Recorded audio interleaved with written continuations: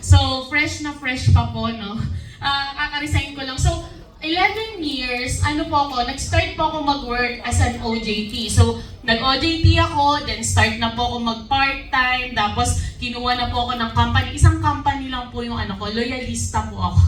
So, ayan, parang hindi po talaga ako nagpahinga. From OJT, nagtrabaho na ako for 11 years. So, why did I resign? Siguro sabi na, yung iba po kasi sinasabi sa akin, no, na parang, ba't ka pa nag-resign? Manager ka na, treasury manager ka na, dun ka pa nag-resign. Pagkatapos ng journey mo na 11 years. Sa akin po kasi, mamaya, malalaman niyo po dun sa kwento ko, no? So, napapakwenta na ako. So, eto po yung buhay ko dati. YOLO po ako. May mga YOLO po ba dito? Yung YOLO mindset po is, you only live once. Mahilig po akong mag-travel, na gusto ko pong ma-experience yung mga hindi ko pa na-experience. Kahit hindi naman po ako laking mayaman, yung family namin, gusto ko po nakakapag-travel ako kasi, di ba po may trabaho naman po ako, then dalaga naman po. So ayan, nakakapag-travel po ako abroad. Then, meron po akong long time boyfriend. So, ito po, yan, makikita niyo ba't nakaganyan siya dito, no? Video-video lang yung communication namin kasi po, seaman po siya. So, tuwing bumababa po siya, so ayan, nakakapag-travel abroad din po kami. Pero yung time po na magkasama kami is mas matagal pa yung nasa barko siya kaysa yung magkasama kami. 11 years po kaming mag-boyfriend and girlfriend. Tagal, di ba? So yan, nung year 2022 po, yan, pinakasalan na ako. Hindi na ako pinakawalan. Ayan, we just got married po. So this time, may problema na po kasi ako ng 2018 sa health ko, which is, meron po akong PCOS.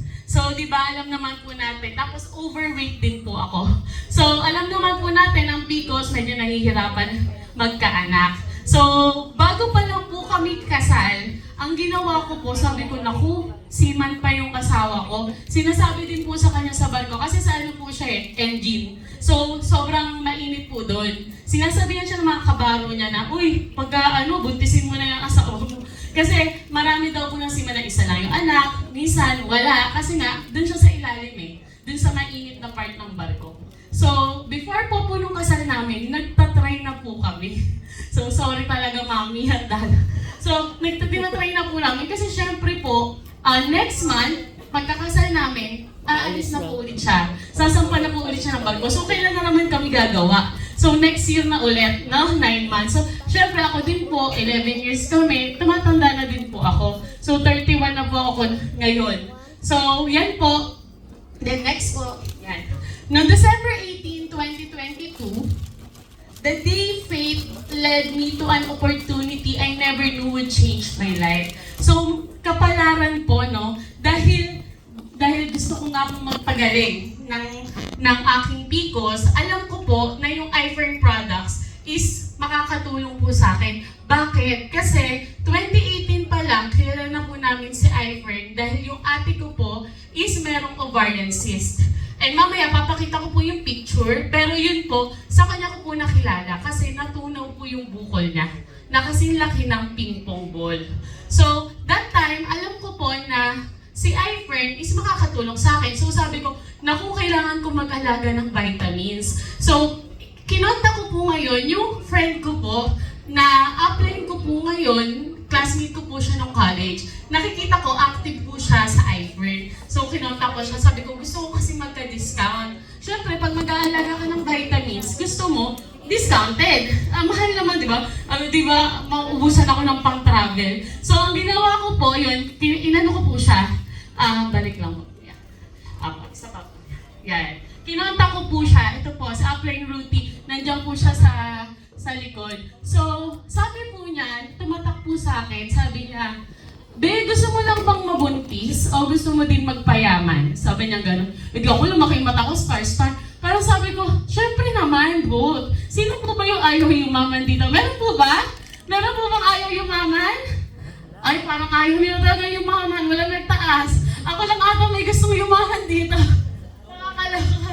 So, ayun Ayan, ito po, yun, nung sinabi niya sa akin yun, gusto mong mabuntisan, gusto mong yumaman. So, tinry ko po, no? Kasi alam ko naman po na, sabi niya, try mo lang kasi nag-work ka naman, hindi naman masama. Eh, since alam ko naman po na yung products are world class, tinry ko po, wala namang masama. Then, after 1 month, ito po yung naging income ko, 121,534.50 part-time income. 1 month ko kay iFern. Okay na po ba yon? Extra income? 100,000, 120,000?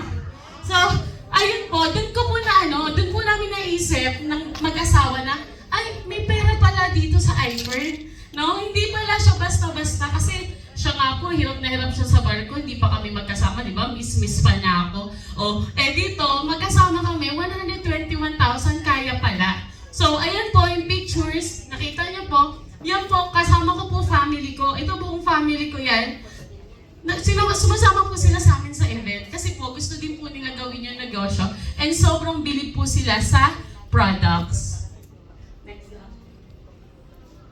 Ayan, dyan sa iFern, na-enjoy ko po yung mga gusto ko kasi or ginagawa ko na before iFern pa, nagagawa ko pa rin siya. And dito, meron pa akong extra income or libre ko siyang nakukuha. Ayan po. Ayan, kasama namin yung pogi nating CEO. Ayan, nagda-direct.